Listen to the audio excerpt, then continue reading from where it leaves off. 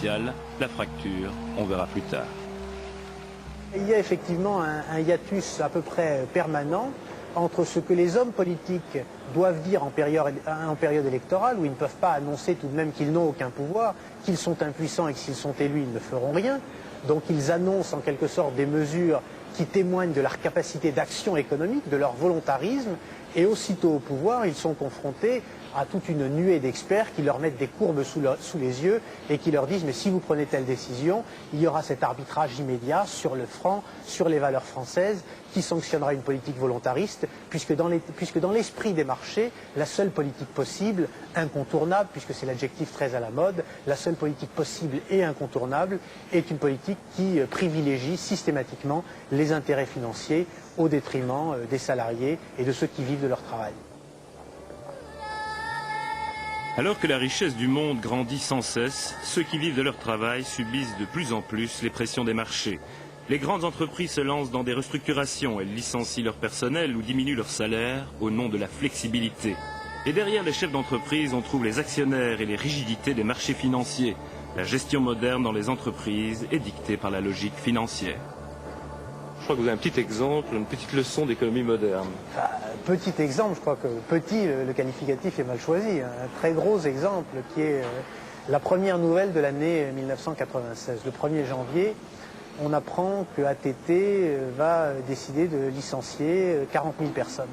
C'est-à-dire à peu près entre le quart et le cinquième de ses effectifs. AT&T, c'est le plus grand opérateur de téléphone. Téléphone, c'est le plus grand opérateur de téléphone aux États-Unis et c'est vraiment l'une des sociétés phares de l'économie américaine dans un secteur de pointe, puisqu'il s'agit des télécommunications. Donc l'annonce est donc faite de 40 000 licenciements. Quelle est la réaction immédiate des marchés? Comme on dit des marchés en fait, c'est-à-dire des marchés financiers. Eh bien, c'est que l'action d'AT&T progresse de 6 milliards de dollars en 48 heures. Donc vous avez licenciement de 40 000 salariés d'une part, réaction des boursiers, l'entreprise est donc une entreprise bien gérée puisqu'elle taille dans le vif de ses effectifs. Et on apprend, parce qu'il y a un épilogue à cette histoire, que non seulement l'action a progressé à la suite du licenciement, mais que le directeur de l'entreprise, comme il était rémunéré en partie sur le cours de l'action, a vu sa fortune personnelle s'accroître de 5 millions de dollars à la suite d'une décision donc de licenciement de 40 000 salariés qu'il avait prise lui-même.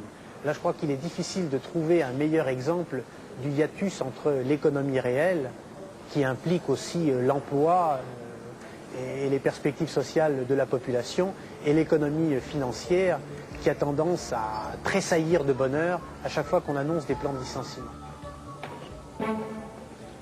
Et chez nous, on n'en est pas encore là, mais on y arrive. Rembourser les déficits, déréglementer, privatiser, on applique des recettes qui font toujours l'affaire des marchés. L'État vient de vendre la moitié de Belgacom à un consortium américano-danois-singapourien. Tout le monde est content, le téléphone belge est sauvé. Quant à l'emploi, on verra. Au nom de la libre concurrence, de la flexibilité, l'économie tout entière se soumet aux lois du marché. Mais le marché est aveugle, il est sans pitié, il n'a pas d'état d'âme. En cette fin de siècle, nous vivons dans une économie mondialisée, où les besoins des hommes sont de plus en plus ignorés. L'argent ne sert plus le développement économique, c'est toute l'économie qui s'est mise au service de la finance. Nous vivons dans un monde irréel, dominé par une bulle parasitaire. On n'est pas sorti de cette bulle, et c'est une situation, je répète, préoccupante, en soi préoccupante. Cette économie-là, qui n'est pas une économie réelle, qui n'est pas créatrice d'emplois, qui ne se traduit pas, je dirais, par davantage de bonheur social, pour le dire, davantage de solidarité, davantage de justice, pose un problème en soi.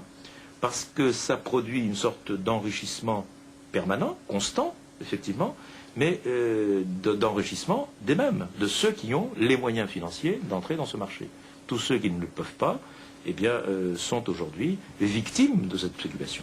Puisque l'un des phénomènes majeurs de cette fin de siècle, c'est la paupérisation massive de l'Europe occidentale. C'est tout de même le phénomène majeur. Il y a en Europe occidentale aujourd'hui 35 millions de pauvres.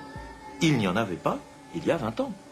Donc il y a là un phénomène massif qui ne peut pas être sans rapport avec cette domination des nouveaux maîtres du monde et avec ce développement de la bulle financière. Alors, dégonfler la bulle? Pour Michel Candessu, il n'en est pas question. Aujourd'hui, le Fonds monétaire international n'est plus qu'un rouage au service de cette économie financière. Pour que les dettes soient remboursées, il impose aux pays endettés des médecines de cheval. Et le FMI n'a même plus de quoi prévenir les crises. À votre bon cœur, monsieur, dame. Il faut donc qu'il y ait quelque part, le lieu naturel étant le Fonds monétaire international, une surface financière solide et dont les marchés sachent qu'elle est là en permanence disponible, pourvu que les pays victimes des crises soient prêts de leur côté à faire tout l'effort nécessaire de reprise. Philippe Maystadt, ministre des Finances, est aussi président du comité intérimaire du Fonds monétaire international. Et lui a une autre ambition.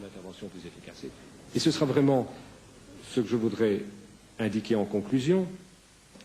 Face à cette mondialisation des marchés, qui dépasse les frontières des États, qui aiguise la concurrence fiscale, sociale, environnementale, monétaire, notre ambition doit être de viser l'avènement, dont nous savons qu'il sera lent, qu'il sera chaotique, mais qui est en même temps urgent, l'avènement d'une autorité publique dilatée à l'échelle de notre planète.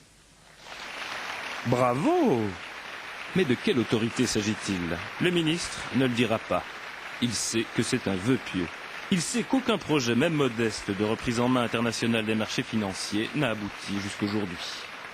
Je trouve que la façon dont s'opère cette mondialisation de l'économie, dont la finalité pourrait être acceptable, après tout, arriver à l'unité du monde, c'est un espoir des hommes qu'on ne peut pas rejeter comme ça. Cette mondialisation, elle se fait dans des conditions particulièrement brutales, sauvages, et en donnant l'essentiel du pouvoir à des groupes de personnes, à une nouvelle classe sociale qui se fonde à l'échelon mondial et qui ne respecte absolument aucun principe, aucune règle, qui n'est soumis à aucune contrainte, sur lesquelles il n'y a pas d'autorité supérieure capable de lui imposer un minimum, je dirais, de déontologie.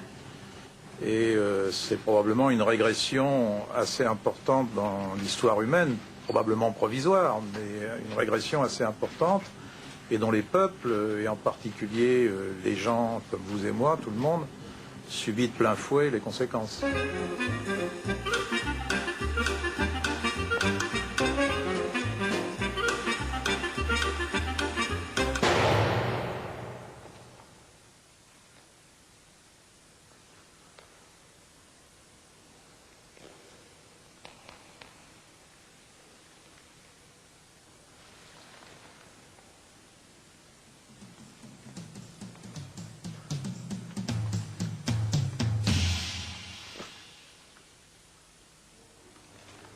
C'est tout à fait inquiétant ce que dit ce monsieur.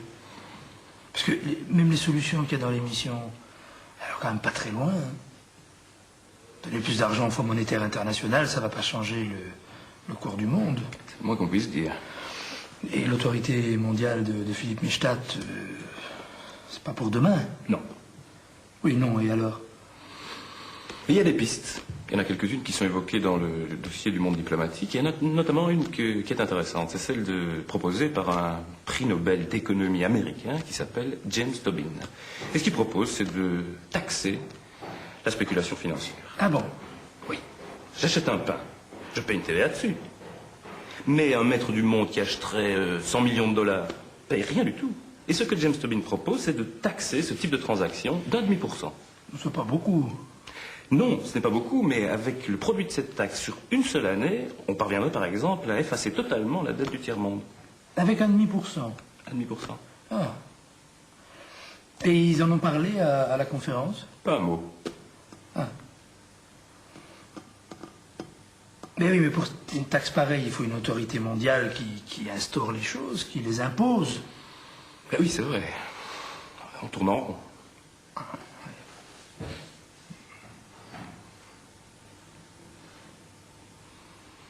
On va quand même continuer. Ah oui, la vie continue. À propos de vie, on va parler d'enfants. Ah, l'enfance.